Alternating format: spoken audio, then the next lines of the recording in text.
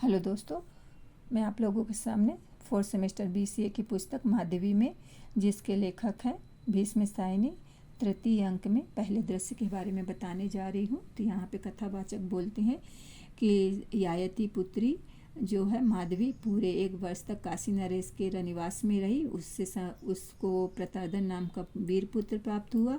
पुत्र को पाकर काशी नरेश बहुत ज़्यादा खुश हुए थे और वचन के अनुसार 200 घोड़े माधवी को देकर मुक्त कर दिए। अब अपने दूसरे नवजात शिशु को महलों के अंदर ही छोड़कर माधवी बाहर निकल आई। अब की बार उसने अपने इस नवजात शिशु का मुंह तक नहीं देखा था। माधवी ने फिर यज्ञ पूजा हवन किया और पहले जैसा गालों के साथ हो गई। तो इस प्रकार फिर से गालो और माधवी जंगलों और घाटियों को लांघते हुए भोजनगर के बूढ़े राजा के पास, उसी नर राजा का नाम है, उसके घर मतलब महल पर पहुंचे। तो वृद्ध राजा उसी नर ने उसी रात को सपना देखा था कि उनके महल की छत पर एक चांद उतर आया है और उसके रजत प्रकाश से सारा महल झिलमिलाने लगा है। इसलिए जब दूसरे दिन माधवी को अपने सामने खड़ा पाया तो उन्हें लगा जैसे उनका सपना सच हुआ है। तब यहाँ पे माधवी और उसी नर के बीच शादी हो जाती है और 3 दासियां पीछे से आती हैं। एक रानी को कंधे पे दूकुल डालती है, तो दूसरी मंगलसूत्र पहनाती है और तीसरी उनके सिर पे छोटा सा मुकुट रखती है और माधवी अंतपुर की ओर चली जाती है। अब बूढ़े राजा उसी नर माधवी को रिझाने के लिए बहुत सारे प्रयत्न करते हैं। उन्हें देश देश घुमाने के लिए ले जाते हैं, पर्वत श्रृंखलाओं, वनस्थलियों, नदी तटों, इन सब की सैर कराते हैं और बहुत ज़्यादा सुख रहते हैं। तो उस समय पाकर मतलब ऐसा साथ पाकर माधवी का रानी को उसी नर के युवराज का नाम शिवी रखा, क्योंकि माधवी को एक पुत्र हो गया।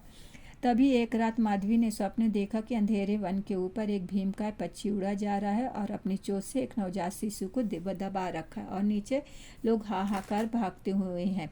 तो माधवी भी उन्हीं के बीच भागती जा रही है, बहुत ज़्यादा व्याकुल है। तभी उसकी नींद टूट गई और जैसे उसने देखा कि क्या कहते हैं उसका बच्चा पालने में नहीं है, माधवी हड़बड़ाकर उठ जाती है और बच्चे को देखा तो बच्चा पालने में नहीं है। उसे राज्याधिकारी सोते समय ही उठाकर ले चले जाते हैं। अब माधवी प्रवेश करती है, मतलब उसी नर के राजा ने उन 200 घोड़े दे दिए और उनको मुक्त करने के लिए क्या करती है, फिर से वो अपना जो भी उसी नर के राजा ने उन्हें मुकुट, मंगलसूत्र और जो कपड़े दिए थे वो सब वहाँ पे देकर और वहाँ से बाहर आ जाती है। उसको छोटे बच्चे की आवाज़ सुनाई देती है। अब गाला और माधवी जो है शेष घोड़े की तलाश में फिर नगर नगर डगर डगर भटकने लगे। माधवी सहसा कहीं चली जाती है तो एक वनस्थली में गालो जब प्रातः उठता है, सुबह उठता है तो माधवी वहाँ पे नहीं दिखती। तो माधवी कहाँ गई ऐसा चिल्लाता है और वो क्या कर सकता है, वो माधवी की खोज में यहाँ वहाँ घूमते रहता है। अब माधवी यहाँ पे कथावाचक बताते हैं कि माधवी गई तो कहाँ गई क्या मालूम। उसने सोचा हो कि इस परेशानी इसका कोई अंत नहीं है, मैं कब तक सहन करूँगी, आखिर वह भी तो नारी थी। नारी भगवान की ऐसी सृष्टि है जो अपनी कोमलता के कारण सदा किसी न किसी का सहारा लिए रहती है। जैसे लता को वृक्ष का सहारा चाहिए, वैसे ही स्त्री को पुरुष का सहारा चाहिए। क्या मालूम वो अयोध्या के राजा हरियश के पास चली गई हो या 3 राजाओं में से किसी राजा के पास चली गई हो। सभी उसे चाहते थे, सभी अपना पटरानी बनाना चाहते थे। उस माधवी ने सोचा कि कम से कम मैं तीनों बच्चों के साथ तो नहीं रह सकती, एक बच्चे के साथ तो रह जाऊंगी। कौन जाने उसके मन में क्या चल रहा था, क्या मालूम वो पिता के घर में लौट गई होगी। ये मतलब स्त्रियां जो होती हैं उनके मन में बहुत सारे रहस्य छिपे हुए होते हैं और देवता भी उसे नहीं समझ पाते। तो यहाँ पे कथावाचक बताते हैं कि जो स्त्री को समझ गया तो समझ लो सारी विद्याओं में पारंगत हो गया।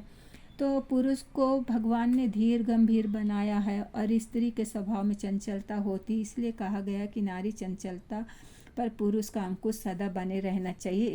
इससे अंततः में स्त्री का नाम लाभ ही होता है। पर माधवी तो स्वभाव से ऊंचे आदर्शों वाली युवती थी। आखिर बेटी किसकी थी, दानवीर रियायती की पुत्री थी और पर मति बदलते देर नहीं लगती, दिमाग बदलते मन चेंज होते देर नहीं लगता। एक और इतनी दृढ़ता निष्ठा और दूसरी और मायावी और अबूझ की बिना कुछ बताए निकल गई और गालो उसी की खोज में मारा फिर रहा है। तो यहाँ पे जब गालो आता है तो गालो माधवी को ढूंढ रहा होता है। तो गालो बात करता है, पत्तों की नाव के सहारे मैंने सागर पार करने की चेष्टा की थी अभी विश्वास नहीं होता कि वह मुझे यूं मझधार में छोड़कर चली जाएगी। क्या सचमुच मुझे उसने छोड़कर चली गई है? क्या किसी राजा के पास चली गई है? क्या बताए उसके दिल में क्या था? मैं तो कुछ भी नहीं जान सका। कहाँ तो प्रेम की शपथ और आश्वासन था और कहाँ माधवी पर विश्वास करना ही भूल थी।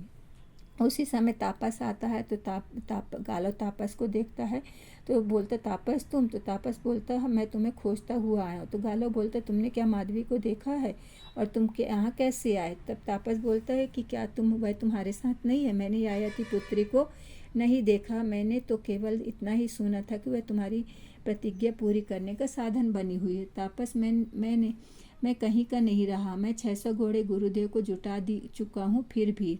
तापस बोलता, जानता हूँ। तो गालो बोलता, शेष 200 घोड़े की बात रह गई थी, पर माधवी मुझे अचानक से छोड़कर कहीं चली गई है।